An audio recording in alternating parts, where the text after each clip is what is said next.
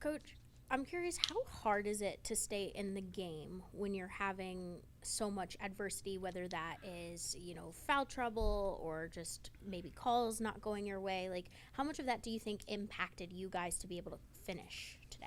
Uh, you know, you got to be able to survive. Things happen, right? A whole front court had two fouls in the first half. Eli fouls out early in the second half. uh, just got to figure it out. We figured it out for a period of time, right? But we didn't. We just couldn't close the game. But my guys are, they're strong-minded, they're resilient, so they battled through. I had to put some guys in. Um, I've talked a lot about versatility in the lineup, so Matoush had to play a little bit of our four spot. Jay Sean even had to play some five today at moments, so we can make it to halftime without anyone else picking up any fouls. But listen, our team is built in a way where we have to figure out how we can function, and that's just simply what we had to do. Coach, can you speak on the defense from UMass today and how they utilized the 2-3-2 zone and what did that do to you guys today? Well, it was a good zone. I thought we had good looks. I thought we had good looks all game. I think we just missed. um, I'm not really deterred by the possessions of the quality of possessions. I think when we go back and I look at my shot selection, I didn't take a lot of mid-range twos that were contested. We had the ball right in front of the rim. Just didn't make it, right? We had our finishers at times right in front of the rim. Now, yes, were they under some duress and contest? Absolutely. But I don't think anyone's just giving free layups out here too much. And then I thought catch and shoot threes were available to us throughout the game from players who we want shooting the ball. And yeah, I can't say that I am discouraged offensively really about our performance, because at the end of the day, when we break down film, right, the one thing you want to see is, did you generate a good look? And I have to go back and say, yes, we did, or no, we didn't.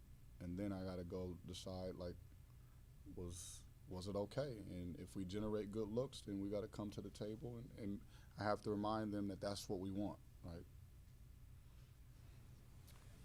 Were you happy with your defense, Coach? Even though Diggins lit you up in the second half, he had Right. 16 points in a row. Were you guarding him? Yeah, we were. No, we actually were. And I thought defensively, look, their numbers aren't great either. Now his are.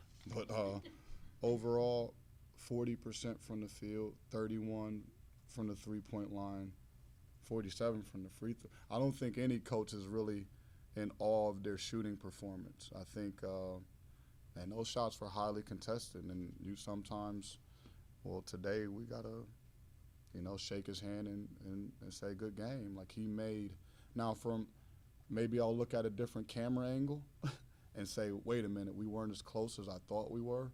But generally, I thought we tried to take away his space. I thought Cam was there. Now he shook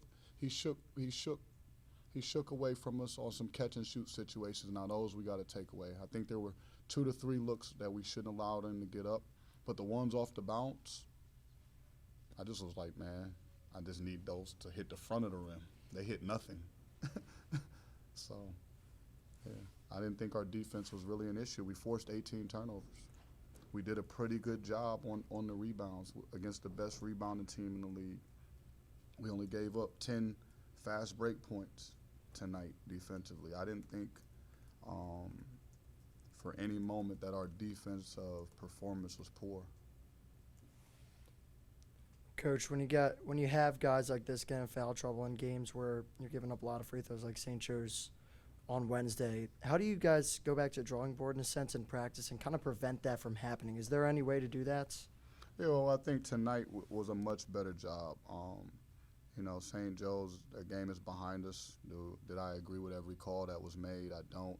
But I think we were late in a lot of ways. Tonight, the game was physical. And if you talk to the rest, when the ball's not going in, it's just going to involve a lot of whistles at times, right?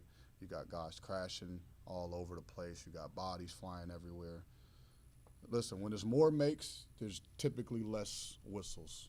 Tonight, no one made but one player, right? I mean, look down on both sides of the ball. It's an outlier in the game.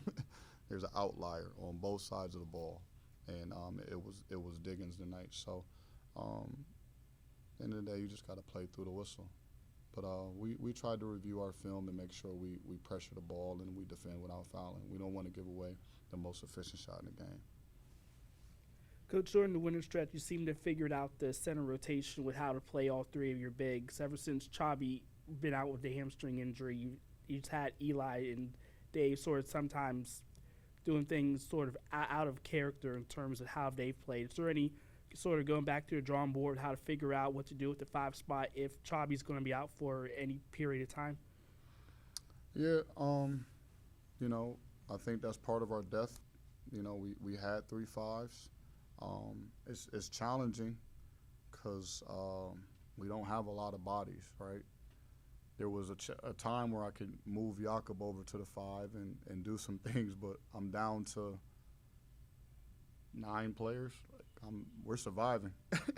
We're surviving our rotations, and honestly, they just got to continue to play better, right? I think they had a better performance than the last time they were out defensively. I thought they were sharp for the most part, Dave and Eli. Now I think they both had some silly fouls that they committed, where they have to be more disciplined, especially early in that first half. I think they put themselves in danger of fouling, and the whistle was called. So they got to do a better job. I'll go back and take a look at it, but that's how I remember it.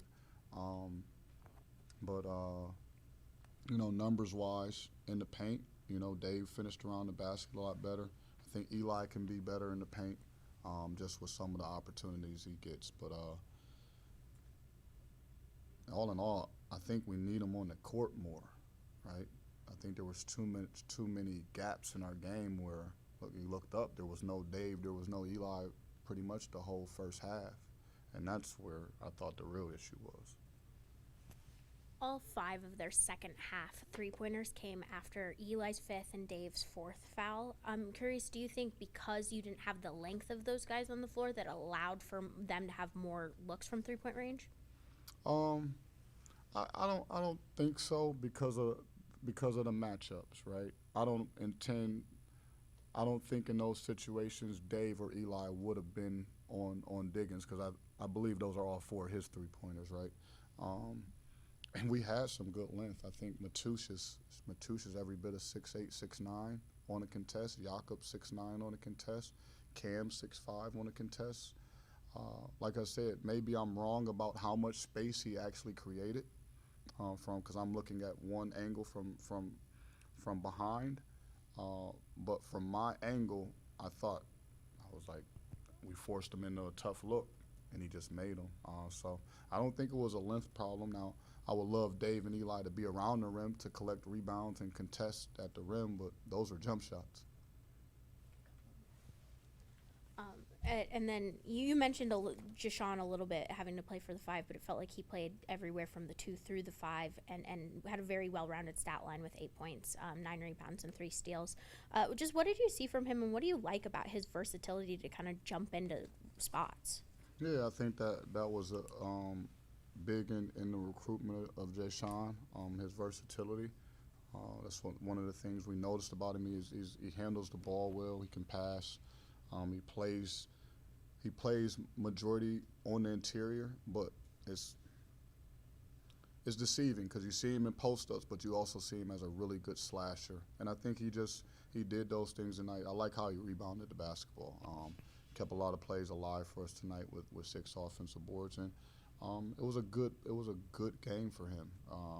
You know, he drew fouls. You know, I'm okay with how Jashawn played, right? I think he just needs to build on it. Cool. Thank you, guys. Appreciate it.